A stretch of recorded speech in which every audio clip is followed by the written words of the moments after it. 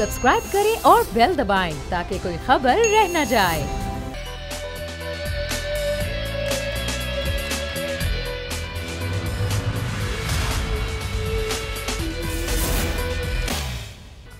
बिस्मिल्लाहिर्रहमानिर्रहीम, अस्सलाम वालेकुम। प्रोग्राम में मैं सुमैया रिजवान आपको वेलकम कहती हूँ। नाज़रीन, आज प्रोग्राम में हम कुछ अवामी इशूज़ को जो है आज डिस्कस करेंगे, जो अवाम के मसाइल हैं उस पर हम बात करेंगे। साथ ही साथ अफ़गानिस्तान में जो सूरत हाल है, पाकिस्तान को जिस तरीके से नज़रअंदाज किया जा रहा है, उस मौजू पर भी हम आज के प्रोग्राम में बात करेंगे। लेकिन सबसे पहले वज़ीर आज़म के दौरे कराची में बात कर लेते हैं। वज़ीर आज़म आज कराची में मौजूद हैं। ये एक रोज़ा दौरा है वज़ीर आज़म का कराची में, जिसमें आज उन्होंने एक तकरीब में शिरकत की शिपयार्ड में, जिसमें उन्होंने खिताब भी किया और उनका ये कहना था कि हमने जो इन्हिसार किया है उस पर हमने जो है वो मुश्किलात का सामना किया है और पाकिस्तान को जिस तेज़ रफ्तारी के साथ आगे बढ़ना चाहिए था, पाकिस्तान अभी तक नहीं बढ़ा है। लेकिन अब हम दुरुस्त सिमत पर हैं, राइट ट्रैक पर। वज़ीर आज़म ने कहा कि अब मुल्क गामज़न हो चुका है, तो अब खुशी है कि हम इस शोबे को, ख़ासतौर पर टेक्नोलॉजी का जो शोबा है, इसको हम आगे बढ़ा रहे हैं। क्या क्या होगा आज के इस दौरे में वज़ीर आज़म के, क्या क्या मुलाकातें हैं जो कि शेड्यूल हैं और किस से मुलाकातें अब तक हो चुकी हैं? हमारे नुमाइंदे हमारे साथ हैं, राव अफनान हमारे साथ हैं। जी बिल्कुल, राव अफनान हमारे साथ हैं, उनसे बात करते हैं। राव, वज़ीर आज़म ने एक तकरीब में तो शिरकत कर ली शिपयार्ड में, लेकिन अब उनकी क्या मसरूफियात रहीं, उसके बाद किस से उन्होंने मुलाकातें की, ये दौरा जो है इस हवाले से बताइएगा, उनकी क्या क्या मसरूफियात थी आज के दौरे में?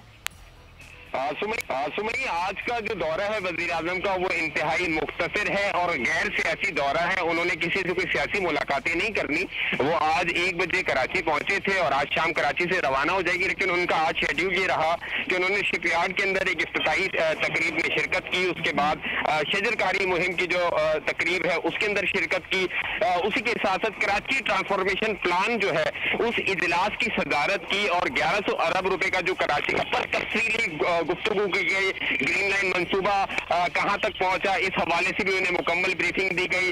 40 बसें जो है वो रवा माह जो है वो कराची बंदरगाह पहुंच जाएगी, इस हवाले से उन्हें तफसीली ब्रीफिंग दी गई। लेकिन अलमिया ये है, कराची के मुस्तकबिल का फैसला हो रहा था, इस हवाले से बात हो रही थी, लेकिन सिंध हुकूमत की कोई नुमाइंदगी नहीं थी। हमारे जराए इस बात की तस्दीक करते हैं कि वजीर आला उस इजलास के अंदर मौजूद रहे थे, सिंध हुकूमत की कोई नुमाइंदगी नहीं कर रहा था, क्योंकि 1100 अरब रुपए का जो पैकेज है उसके अंदर 625 अरब रुपए वफाक ने अपना हिस्सा डालना है, जबकि 4.5 सिंध हुकूमत ने अपना हिस्सा डालना है। तो कराची के, लेकिन सिंध हुकूमत का तो मौक़िफ़ वाज़ेह है। अभी बिलावल भुट्टो जिस तरह न्यूज़ कॉन्फ्रेंस करके गए, उन्होंने उसी 1100 अरब रुपए के पैकेज का भी बताया कि उसमें 1 रुपया भी नहीं मिला।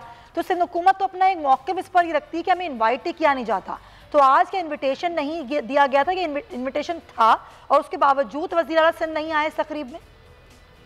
आज सुबह देखिए, इस तरह होता है कि जब वजीर आजम कहीं जा रहे होते हैं तो चीफ एग्जीक्यूटिव जो होता है वो उनका इस्तकबाल करता है, उन्हें रिसीव करने जाता है। वजीर आला सिंध आज रिसीव करने इमरान खान को पहुंचे नहीं। वजीर आजम इमरान खान फैसल बेस पे उनका तैयारा लैंड किया, तो सिंध हुकूमत का कोई नुमाइंदा, कोई उजरा उन्हें वेलकम करने के लिए मौजूद नहीं था। इसी तरह कराची ट्रांसफॉर्मेशन प्लान का मामला हो, सिंध का मामला हो, कराची का मामला हो, तो सिंध हुकूमत को खुद बढ़ चढ़कर हिस्सा लेना चाहिए, अपना हिस्सा डालना चाहिए। सिंध हुकूमत की गैर संजीदगी का उन्होंने मुजाहिरा किया कि न ही अपनी नुमाइंदगी करके जो कराची के मुस्तकबिल का फैसला है उस हवाले से कोई वाज़ेह मौक़िफ़ दे पाई है सिंध हुकूमत। तो इस तरह की सूरत हाल है कि कराची के मुस्तकबिल का फैसला हो रहा था, सूबाई हुकूमत जो है वो मंजर-ए-आम से मुकम्मल तौर पर गायब थी, जबकि 450 अरब सिंध हुकूमत ने लगाने। अगर बात की जाए वफाक की, तो वफाक ने नालों की साफ सफाई का काम किया है, फायर टेंडर भी आए, ग्रीन लाइन मंसूबे पर काम भी हो रहा है, उसी के साथ साथ K4 मंसूबा जो है वो वापडा के हवाले कर दिया।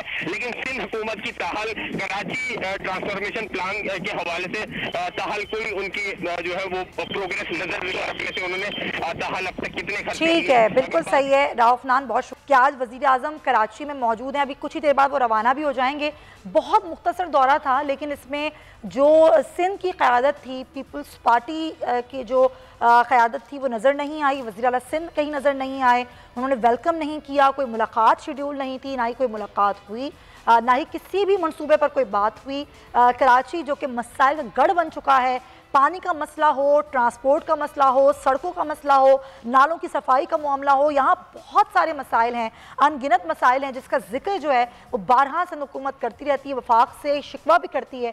लेकिन जब वज़ीर आज़म कराची आते हैं, कभी ये कहा जाता है कि वो मिलना नहीं चाहते, कभी सिंध हुकूमत ये कहती है कि हमें बताया नहीं गया। तो इस कशमकश में और इस रिफ्ट में जो नुकसान हो रहा है वो कराची के आवाम का हो रहा है। एक बहुत ही देरेना मामला है नाजरीन, और वो है ग्रीन लाइन मंसूबे का, जो कि बहुत अरसे से मुंतज़िर है कि कब ये पाया तकमील को पहुंचेगा और कराची वाले भी अच्छी ट्रांसपोर्ट इस्तेमाल करेंगे। आप जानते हैं पूरे मुल्क में ग्रीन लाइन मंसूबे के तहत लोगों को आसानियां मुहैया की गई हैं, लेकिन यहाँ पर भी कराची में ये मंसूबा भी तातुल का शिकार था। लेकिन खुशखबरी ये है कि अब ये जो मंसूबा है 6 साल बाद ऑपरेशनल होने जा रहा है। गवर्नर सिंध ने खुशखबरी सुनाई एक ट्वीट के जरिए, और उन्होंने ये कहा कि अब बसें जो हैं वो चाइना से पहुंचने वाली हैं, और जैसे ही ये बसें पहुंचेंगी 80 बसें उन्होंने कहा कि रवामा पहुंच जाएंगी चीन से, और उसके बाद फिर ये ऑपरेशनल हो जाएगा।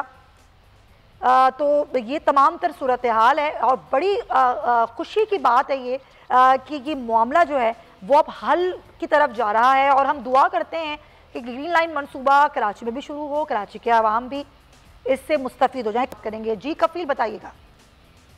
कराची वालों के लिए खुशखबरी ये है कि जो ग्रीन बस मंसूबा जो कि 2016 में स्टार्ट हुआ था, अब उसके लिए जो है वो 80 बसें चाइना से यहाँ जो है वो पहुँचेंगी। और बताया गया है कि गवर्नर सिंध ने इस बात का जो है वो इस हवाले से एक ट्वीट किया है कि 80 बसेस जो है वो यहाँ पहुँच जाएंगी। अब देख रहे हैं कि वो कब तक पहुँचेंगी। तमाम अगर मैं थोड़ी तफसीलात आपको बताऊँ तो 2016 में जब ये मंसूबे का आगाज़ हुआ था, उस वक्त तक सरजानी से लेके जो अगर हम बात करें गुरुमंदिर तक जो ट्रैक था उसकी लागत लगाई गई थी तकरीबन 14 अरब रुपए। तमाम उसमें इजाफा हुआ, डिज़ाइन में तब्दीली हुई और वो 18 अरब तक पहुंच गई। लेकिन मंसूबे की ताख़ीर की वजह कि आप अंदाज़ा कर सकते हैं 6 साल हो गए हैं, और अब जो मंसूबा जो गुरुमंदिर तक है उसकी जो लागत है वो 26 अरब तक पहुँच गई है। जब होगा तो आसानी होगी ना सर, बिल्कुल अभी कुछ भी नहीं है, बस खाली ये मनसूबा ये लोगों को तकलीफ़ के लिए है। आपके सामने की बात है, 3-4 साल हो गए हम ख्वार हो रहे हैं रिक्शे वाले, जहाँ से जाते हैं रास्ता बंद है, जहाँ से जाते हैं रास्ता बंद है। अगर ये चल जाता तो यकीन जानिए कि हमारे लिए भी आसानी हो जाती, पैसेंजर के लिए भी आसानी हो जाती। इतने परेशान है, 5 साल से ग्रिलें लगी हुई हैं, बसों का नामो निशान नहीं है। और ये जो ट्रैक है, अब उसकी अगर बात कर लें, नुमाइश से लेके जो कॉमन कॉरिडोर है वो जामिया क्लॉथ तक बनाया जा रहा है, तो उसकी लागत मज़ीद है, तो यकीनन उसमें एक मज़ीद इजाफा होगा। ताहम अब जो ट्रैक है देखना ही है कि जो 80 बसेज़ हैं वो जो है वो रूट पे कब लाई जाएंगी, और जो कराची के शहरी हैं इससे कम से कम जो है वो इस्तेफादा हासिल कर सकते हैं। ठीक है, बहुत शुक्रिया कफील। यही तो बात है कि चले 6 साल का एक तवील इंतज़ार और अब कोई उम्मीद की किरण नज़र आ रही है। अल्लाह करे कि बसें भी आएँ, और उसके साथ जो आपने कहा कि 26 अरब तक इसकी लागत पहुंच चुकी है। लागत इतनी आई है लेकिन सहूलत कहीं नहीं है।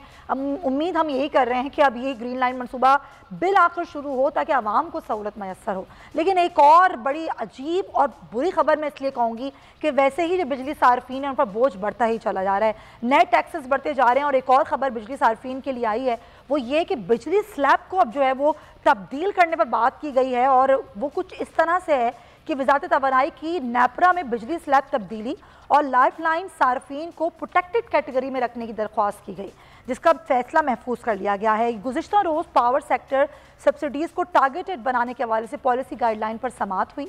वज़ारत तवानाई ने 300 से लेकर 700 यूनिट तक मज़ीद स्लैब बनाने की दरख्वास्त की थी। वज़ारत तवानाई हुकाम ने नेपरा में तजावीज़ पेश करते हुए कहा कि 200 यूनिट माहाना इस्तेमाल करने वाले सार्फिन के पास लग्जरी आइटम्स नहीं होते। बिजली की 6 माह की खपत पर प्रोटेक्टेड सार्फिन की कैटेगरी बनाई जाए। तवानाई हुकाम ने नेपरा को बताया कि लाइफ लाइन सार्फिन की हद 50 यूनिट से बढ़ाकर 100 यूनिट कर रहे हैं। 200 यूनिट वाले सार्फिन मुस्तकबिल में बिजली कीमतों में इजाफे से मुस्तस्ना होंगे। नेपरा अथॉरिटी ने पूछा, अगर एक सारिफ 6 माह में 200 यूनिट से ऊपर चला गया तो वो तो प्रोटेक्टेड से निकल जाएगा। चेयरमैन नेपरा ने मायूसी का इजहार किया और कहा कि हमने कौम को ज़हनी मरीज नहीं बनाना, हमने बिजली बिल को सादा बनाना है। चेयरमैन नेपरा ने फैसला सुनाया कि वो अभी सार्फिन के लिए नए स्लैब ला रहे हैं, नए टैरिफ जिससे आवाम पर बोझ पड़ेगा और उसे दूसरे फेज में लाया जाएगा। और ये भी उन्होंने हुकूमत से कहा कि वो बिजली सार्फिन पर इजाफी बोझ नहीं डालना चाहते। लोगों की चीखें निकलेंगी दूसरे फेज में, ये कहना है नेपरा का, उनको जोर का झटका लगेगा। स्लैब की मंजूरी और चीज़ है और उसका टैरिफ और चीज़ है। ज़रूरी नहीं कि अगर स्लैब्स की मंजूरी दे दी तो टैरिफ स्ट्रक्चर भी मंजूर कर दें।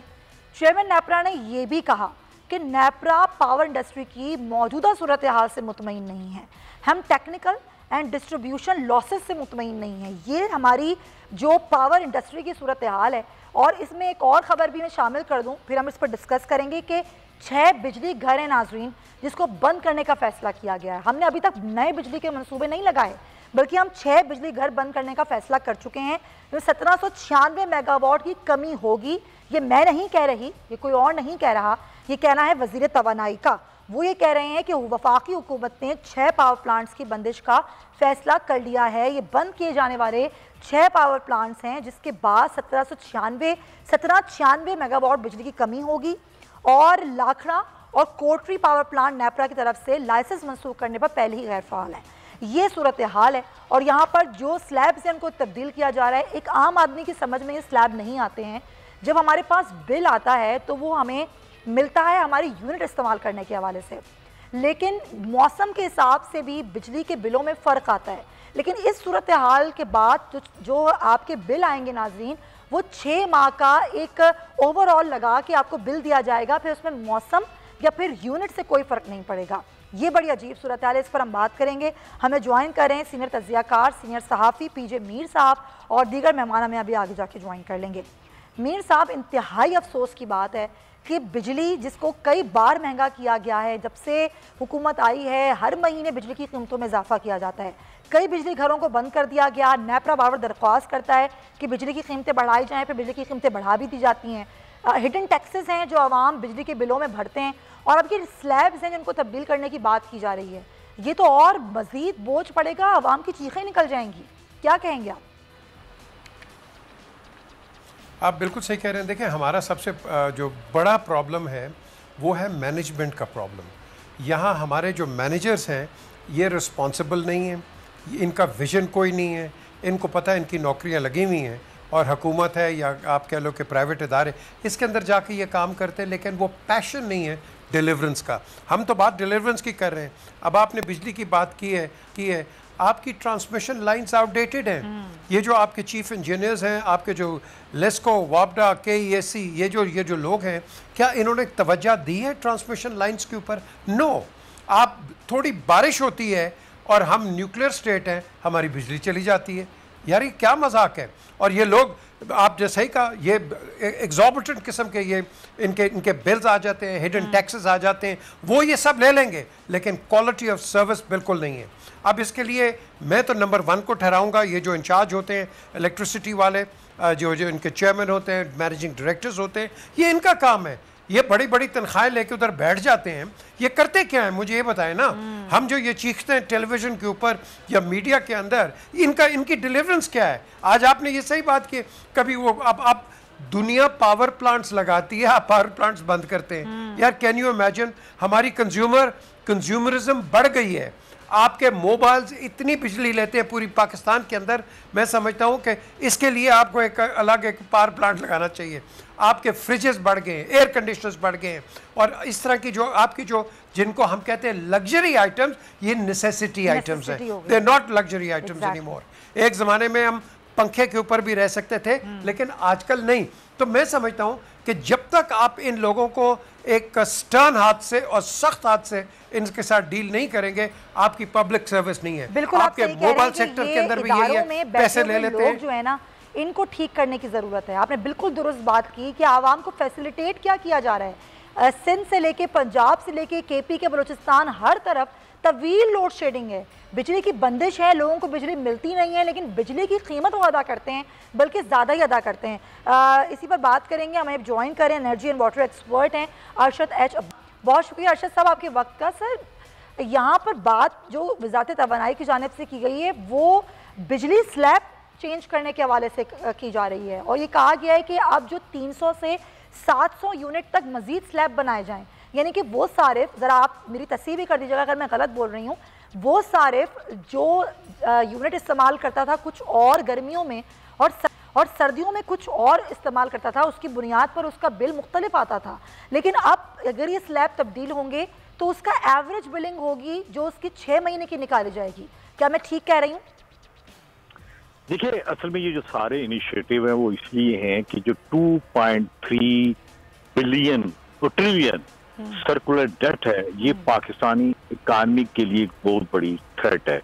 ये एनर्जी सेक्टर एक ऐसा है कि that's can make a break even Pakistan में, आपको इस लेवल तक लेके जाऊं।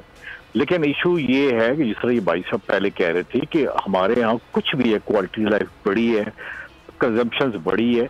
कंजम्पशन के साथ एक हुआ, ये काम हुआ है क्राइसिस था। क्राइसिस में क्या हुआ कि पावर पॉइंट लगा दिए, यानी जनरेशन बढ़ाई। तो ये पूरा सेक्टर जो है ये 3 पिलर्स पे होता है, जनरेशन, ट्रांसमिशन, डिस्ट्रीब्यूशन। ना ट्रांसमिशन पे काम हुआ है, ना डिस्ट्रीब्यूशन पे काम हुआ है। ये डबल दो-धारी तलवार है। अब बिजली अगर पावर प्लांट की इस्तेमाल नहीं करते, हमने IPP एग्रीमेंट किए हुए हैं, सोडन गारंटी दी हुई है, हमें कैपेसिटी चार्जेस देने पड़ते हैं। देखिए हबको कब से बंद पड़ा हुआ है, क्योंकि वो फर्नेस ऑयल पे चढ़ता है। इस तरह कबको है, उसके प्लांट बंद पड़े हुए, हम बिजली उसकी इस्तेमाल नहीं कर पाते। अभी तक ये जो पिछली स्पीकर की थी उस लाइन है जो मुटारी टू लाहौर, मुटारी टू फैसलाबाद, वो अभी भी इसको 2 साल लगेंगे। बिल्कुल आप सही कह रहे हैं। बहुत सारी अभी हम वापस आते हैं अपने प्रोग्राम पर और हम बात कर रहे हैं सूरत हाल जो कि बिजली सार्फिन के लिए ख़राब हो चुकी है। इस पर हम मज़ीद भी बात करेंगे। कुछ और भी इशूज़ हैं, उनको प्रोग्राम का हिस्सा बनाएंगे इस ब्रेक के बाद।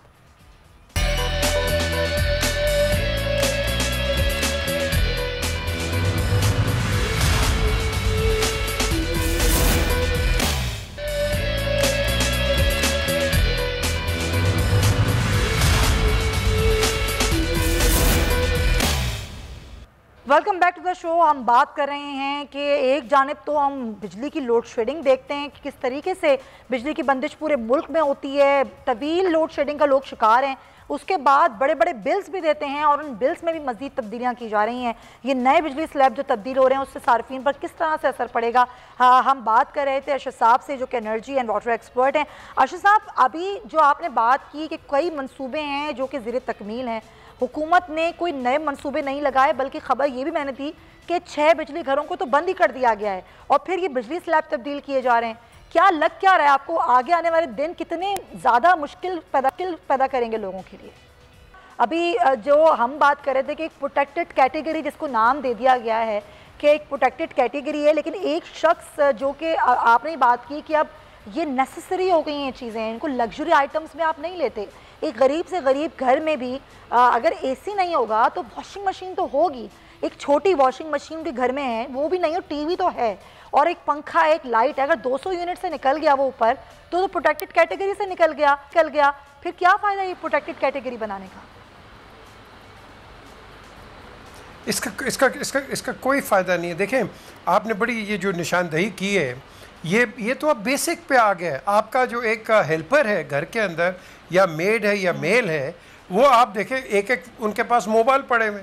आप तो बिल्कुल ग्रास रूट पे इलेक्ट्रॉनिक्स पे चले गए हो, जिस पे आपकी कंजम्पशन बहुत ज़्यादा हो गई है। लेकिन देखें, इसका सलूशन ये नहीं है कि हम इधर तनकीद करें उधर तनकीद। अभी फ़ारूक हबीब की एक प्रेस कॉन्फ्रेंस थी।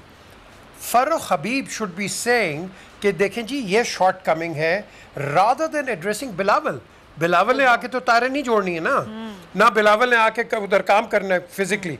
हमने एक सोल्यूशन पे जाना है, ये टारगेट नहीं करना कि भाई तुमने ये कर दिया, तुमने ये कर दिया।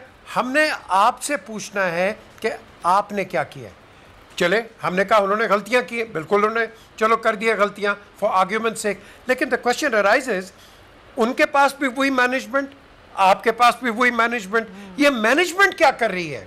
हम तो क्रिटिसाइज कर देते हैं लीडर्स को।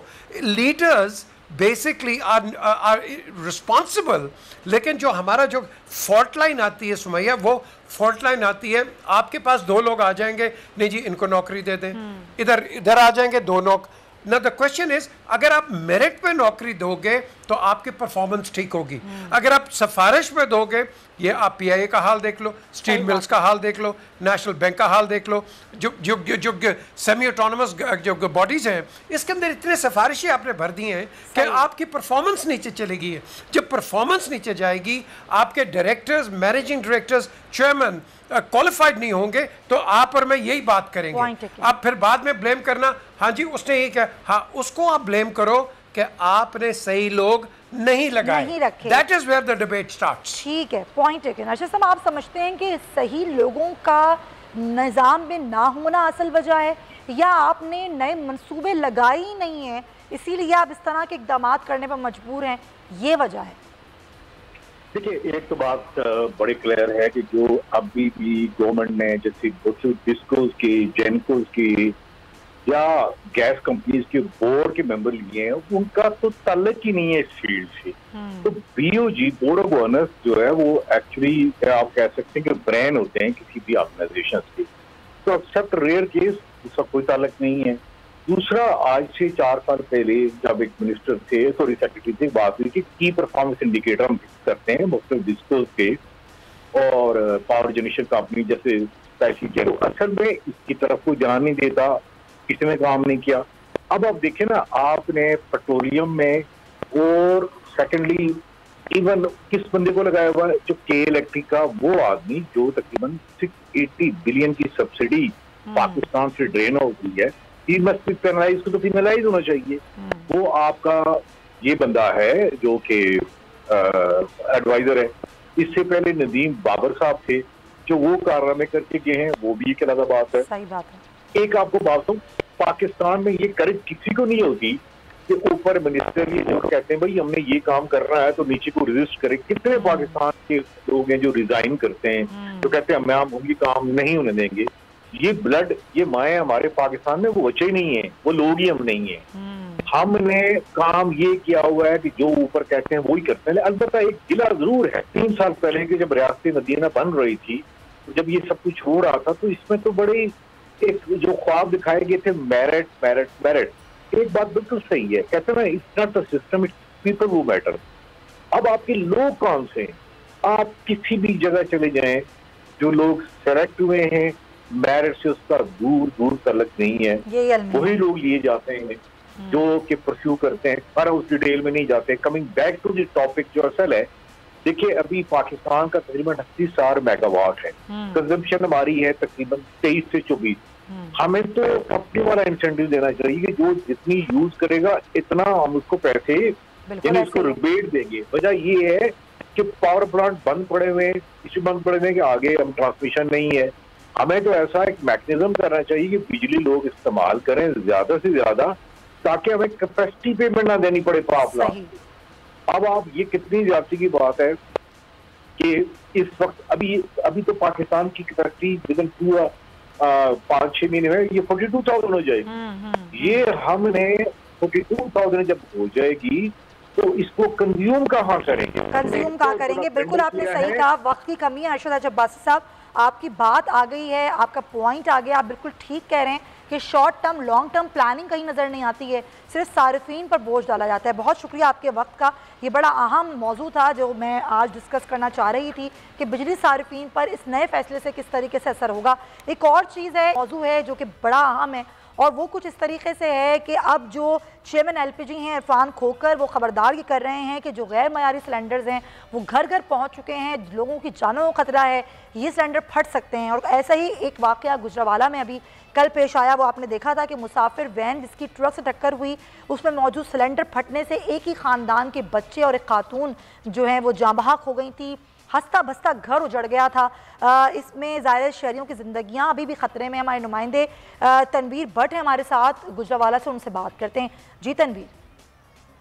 में 10 कीमती जानों के ज़ाया होने और 7 अफराद के झुलसने का अफसोसनाक वाक़या पेश आने के बाद इंतज़ामिया की जानिब से गाड़ियों में गैर मियारी सिलेंडर बनाने के ख़िलाफ़ कार्रवाई की नवीद तो सुनाई गई है, लेकिन अभी तक किसी किस्म का कोई एक्शन नज़र नहीं आ रहा।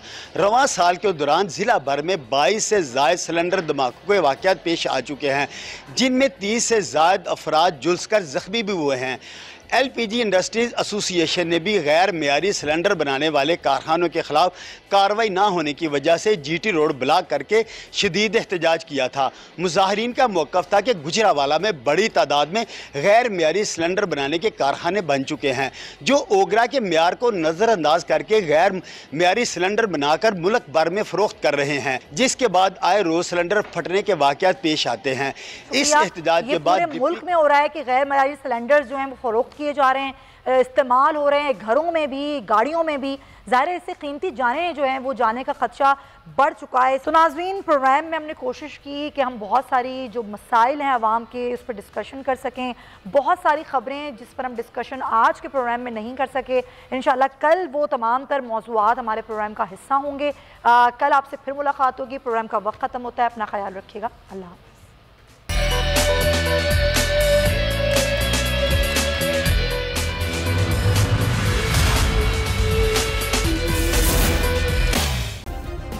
सब्सक्राइब करें और बेल दबाएं ताकि कोई खबर रह न जाए।